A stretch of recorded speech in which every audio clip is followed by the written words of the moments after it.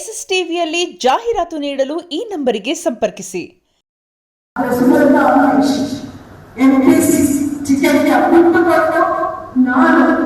BJP ಪಕ್ಷವನ್ನು ಸೇರುವಂತ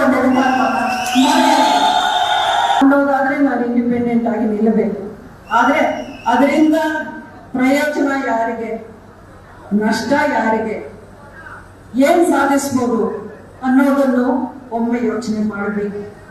ನಾವು ಪ್ರಬುದ್ಧತೆಯಿಂದ ನಮ್ಮ ಹೆಜ್ಜೆ ಏನೇ ಇದ್ರೂ ಈ ಟೈಮಲ್ಲಿ ಹಾಕ್ಬೇಕು. ನಾನು ನನ್ನ ಭವಿಷ್ಯದ ಬಗ್ಗೆ ನನಗೆ ಚಿಂತೆ ಇಲ್ಲ. ನನ್ನ ಸ್ವಾತಂತ್ರ್ಯ ನೋಡ್ಕೊಳ್ಳೋದಾದ್ರೆ ಎಷ್ಟೋ ಕ್ಷೇತ್ರದ ನನಗೆ ಅವಕಾಶಗಳು ಸಿಗ್ತಾ ಇತ್ತು.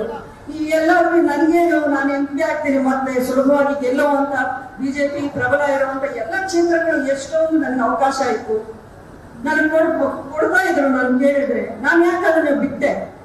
ಸ್ವಾರ್ಥ ಇದ್ರೆ ನಾನು ಅದನ್ನು ಬಿಡ್ತಾ ಇಲ್ಲ. ಎಲ್ಲರಷ್ಟೇ ನಾನು ರಾಜಕಾರಣಿ, ಟಿಪಿಕಲ್ ರಾಜಕಾರಣಿ ಆಗಿದ್ರೆ ಆ ಅವಕಾಶವನ್ನು ನಾನು ಒಂದು ಬ್ಲೆಸ್ಸಿಂಗ್ ಆಗಿ ತಗೊಂಡು ತಕ್ಷಣವೇ ಹೊತ್ಕೊಳ್ತಾ ಇದ್ದೆ. ಇವತ್ತಿನ ಕಾಲಕ್ಕೆ ಯಾರಾದ್ರೂ ಬಿಡ್ತಾರ ಅಂತ ಅವಕಾಶಗಳನ್ನ? ನೀವೇ ಹೇಗೆ, ಯಾರಾದ್ರೂ ಬಿಡ್ತಾರ ಅವಕಾಶನ? ಯಾರು ಬಿಡೋದಿಲ್ಲ. ಆದ್ರೆ ನನಗೆ ಮಂಡ್ಯ ಬಿಟ್ರೆ ರಾಜಕೀಯ ಬೇಡ, ನಾನು ರಾಜಕೀಯ ಮಾಡೋದಾದ್ರೆ ಮಂಡ್ಯದಲ್ಲಿ ಮಾತ್ರ ಅಂತಾನೆ ನಾನು ನಿಂತ್ಕೊಂಡಿದ್ದೀನಿ. ಏನಕ್ಕೆ ನಿಂತೇರು? ನನ್ನನ್ನ ನಂಬಿದವರು, ನನ್ನನ್ನ ಬೆಂಬಲಿಸಿದವರು, ಅಂಬರೀಷ್ ಅವರನ್ನ ಪ್ರೀತಿ ಅವರು ಕೊಟ್ಟು ಅಭಿಮಾನಿಗಳು ಈಗಲೂ ಅದೇ ಪ್ರೀತಿಯನ್ನ ಉಳಿಸ್ಕೊಂಡು ಹೋಗ್ತಿದ್ದಾರೆ. ಅವರನ್ನ ಬಿಟ್ಟು ನಾನೆಲ್ಲಾದ್ರೂ ಹೋದ್ರೆ ನಾನು ಈ ಮಣ್ಣಿನ ಸೊಸೆ ಅಂತ ಅನಿಸ್ಕೊಳ್ಳೋಕೆ ನನಗೆ ಆಗುತ್ತಲೇ ನಾನು ಕಳ್ಕೊತೀನಿ. ಅದನ್ನ ಕಳ್ಕೊಳ್ಳೋಕೆ ನನಗೆ ಇಷ್ಟ ಇಲ್ಲ.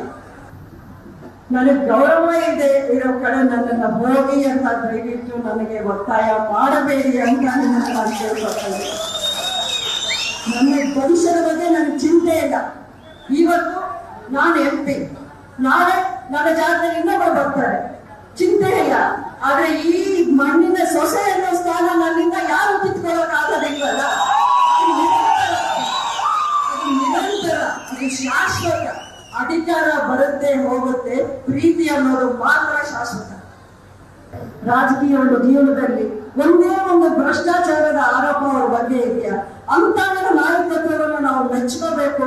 ಆ ನಾಯಕರ ಜೊತೆ ನಾವು ಇದ್ದಾಗ ನಾವು ನನ್ನ ಜಿಲ್ಲೆಗೆ ಸಾಕಷ್ಟು ಕೊಡುಗೆಯನ್ನ ತರಬಹುದು. MP ಇವತ್ತು ಇರ್ತೀನಿ, ನಾಳೆ ಇನ್ನೊಂದಾಗ್ತೀನೇನೋ, ಇನ್ನೊಂದಾಗ್ಬೋದು.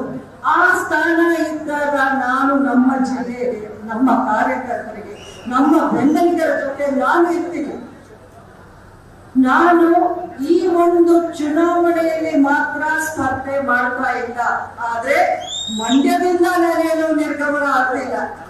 ಆ ಸಂದೇಶವನ್ನು ನೀವು ಎಲ್ಲಿ ಬೇಕಾದ್ರೂ ಹೋಗಿರಿ, ಮಂಡ್ಯವನ್ನ ನಾನು ಬಿಟ್ಟು ಹೋಗೋ ಪ್ರಶ್ನೆನೇ ಇಲ್ಲ. ಮುಂದಿನ ದಿನಗಳಲ್ಲಿ ನೀವು ನೋಡ್ತೀರಾ, ಒಂದು ಪಕ್ಷದ ಶಕ್ತಿ ನನ್ನಲ್ಲಿದ್ದಾಗ ಇನ್ನು ನಾನು ಯಾವ ರೀತಿ ಕೆಲಸ ಮಾಡ್ತೀನಿ, ಯಾವ ರೀತಿ ಎಲ್ಲರ ನೆರವಾಗೋಕೆ ಪ್ರಯತ್ನ ಪಡ್ತೀನಿ ಅನ್ನೋಂಥ ವಿಷಯವನ್ನ ನೀವೇ ನೋಡ್ತೀರಾ. ನೋಡಿ, ನಮ್ಮ ದೇಶ ಚೆನ್ನಾಗಿದ್ರೆ ನಮ್ಮ ರಾಜ್ಯ ಚೆನ್ನಾಗಿರುತ್ತೆ, ನಮ್ಮ ರಾಜ್ಯ ಚೆನ್ನಾಗಿದ್ರೆ ನಮ್ಮ ಜಿಲ್ಲೆ ಚೆನ್ನಾಗಿರುತ್ತೆ, ನಮ್ಮ ಜಿಲ್ಲೆ ಅಭಿವೃದ್ಧಿ ಆಗುತ್ತೆ, ನಮ್ಮ ಜಿಲ್ಲಾ ಚೆನ್ನಾಗಿರುತ್ತೆ. ಇದೊಂದೇ ನನ್ನ ಸ್ವಾರ್ಥ. ಇದರಲ್ಲಿ ಬೇರೆ ಯಾವ ಸ್ವಾರ್ಥ, ಬೇರೆ ಯಾವ ದುರುದ್ದೇಶ ನನ್ನಲ್ಲಿ ಇಲ್ಲ.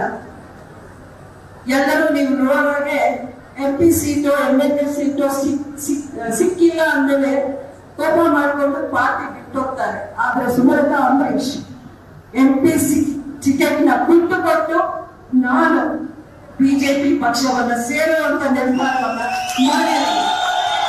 ಯಾಕಂದ್ರೆ ಇದು ನನ್ನ ಘನತೆ ಅಲ್ಲ, ಇದು ಮಂಡ್ಯ ಜಿಲ್ಲೆಯ ಘನತೆಯನ್ನ ನಾವು ಇಡೀ ಇಂಡಿಯಾದಲ್ಲಿ ಎತ್ತಿ ಹಿಡಿಯುವಂತ ಕೆಲಸವನ್ನ ನಾನು ಮಾಡಿದ್ದೀನಿ ಅಂತ ನಾನು ನಿಮ್ಮ ಮುಂದೆ ಹೇಳ್ತಾ ಇದ್ದೀನಿ. ಆದ್ರೆ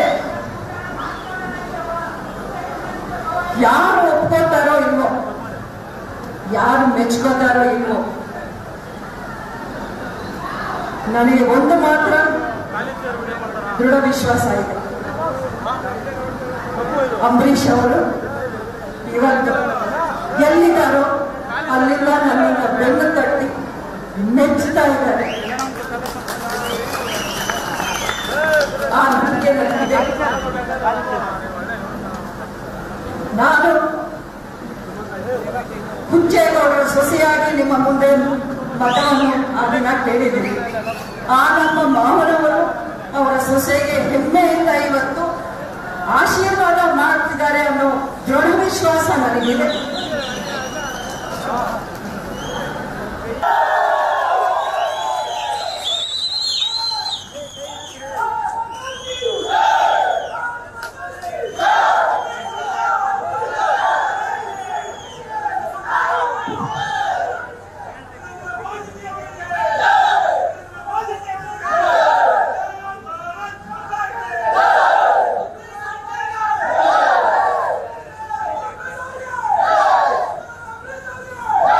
ನೋಡಿ, ಸ್ವತಂತ್ರ ಕ್ಷೇತ್ರವನ್ನೇ ಬಿಟ್ಟುಕೊಳ್ಳೋ ಸಾಹಸ ಇವತ್ತಿನ ಕಾಲದಲ್ಲಿ ಯಾರು ಮಾಡಲ್ಲ.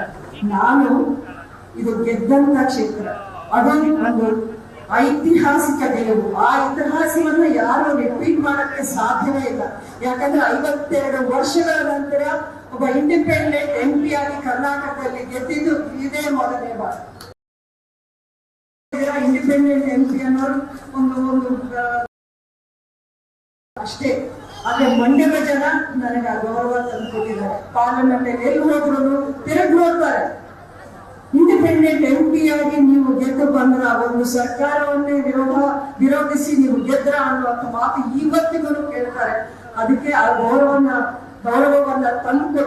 ತಂದುಕೊಟ್ಟಂತ ಜನ, ಆ ಜನರ ಕೈಯನ್ನ ನಾನು ಯಾವತ್ತೂ ಬಿಡೋದಿಲ್ಲ, ಬಿಡೋಕೆ ಇಷ್ಟಪಡೋದಿಲ್ಲ. ಇದೇ ಮಂಡ್ಯದಲ್ಲಿ ಕಳೆದ ಬಾರಿ ನಾನು ನನ್ನ ನಾಮಪತ್ರ ಸಲ್ಲಿಕೆ ಆದ್ಮೇಲೆ ನಿಮ್ಮ ಮುಂದೆ ನಿಂತು ನಿಮ್ಮಲ್ಲಿ ಒಂದು ಭಾಷೆ ಕೇಳಿದೆ. ನಾನು ಒಂದು ಭಾಷೆ ಕೊಡಿ, ಒಂದು ಮಾತು ಕೊಡಿ, ಒಂದು ವಾಗ್ದಾನ ನೀವು ಮಾಡಿ ಅನ್ನುವಂಥ ಮಾತನ್ನ ಆವತ್ತು ನಾನು ಕೇಳಿದೆ. ಆದ್ರೆ ಇವತ್ತು ನಾನು ನಿಮಗೆ ಪ್ರಮಾಣ ಮಾಡಿ ಹೇಳ್ತಾ ಇದ್ದೀನಿ, ಈ ಮಂಡ್ಯದ ಋಣ, ಈ ಮಂಡ್ಯದ ಜನರನ್ನ ಸುಮಲತಾ ಅಂಬರೀಶ್ ಎಂದೆಂದಿಗೂ ಬಿಡೋದಿಲ್ಲ. ಈ ಒಂದು ಪ್ರೀತಿ, ನಿಮ್ಮ ಆಶೀರ್ವಾದ ಎಂದೆಂದಿಗೂ ಹೀಗೆ ಇರಲಿ ಅಂತ ನಿಮ್ಮಲ್ಲಿ ನನ್ನ ತುಂಬ ಹೃದಯದ ಮನವಿಯನ್ನ ಮಾಡಿಕೊಂಡು ಮುಂದಿನ ದಿನಗಳಲ್ಲಿ ನನ್ನ ಎಲ್ಲ ಪ್ರಯತ್ನಕ್ಕೂ ನೀವು ನನ್ನ ಜೊತೆಯಲ್ಲಿ ಇರ್ತೀರಾ ಅನ್ನೋ ವಿಶ್ವಾಸ ಇಟ್ಕೊಂಡು ನಾನು ನನ್ನ ಮಾತಿಗೆ ವಿರಾಮ ಕೊಡ್ತೀನಿ. ಒಂದು ಮಾತು ಹೇಳ್ತೀನಿ, ನಾನು ಸಂಸದೆಯಾಗಿ ಅಲ್ಲ ನಿಮಗೆ ಪರಿಚಯ ಆಗಿತ್ತು, ಅಂಬರೀಷ್ ಅವರ ಪತ್ನಿಯಾಗಿ, ಈ ಜಿಲ್ಲೆಯ ಸೊಸೆಯಾಗಿ. ಆ ನಂತರ ನಾನು ಸಂಸದೆಯಾದೆ. ಆದ್ರೆ ನೀವು ಇವತ್ತು ನನಗೆ ಒಂದು ತಾಯಿ ಸ್ಥಾನವನ್ನ ಕೊಟ್ಟಿದ್ದೀರಿ. ತಾಯಿಯಿಂದ ಮಕ್ಕಳನ್ನ ಯಾರು ದೂರ ಮಾಡೋಕೆ ಸಾಧ್ಯ ಇಲ್ಲ. ಈ ತಾಯಿ ನೀವು ನನ್ನ ಮಕ್ಕಳಾಗಿ ನಾನು ಭಾವಿಸಿ ಎಂದೆಂದಿಗೂ ನಿಮ್ಮ ಜೊತೆಯಲ್ಲಿ ಇರಬೇಕು ಅಂತ ಆಶಿಸಿ ನನ್ನ ಮಾತಿಗೆ ನಾನು ವಿರಾಮ ಕೊಡ್ತೀನಿ. ಜೈ ಹಿಂದ್, ಜೈ ಕರ್ನಾಟಕ, ಜೈ ಮಂಡ್ಯ.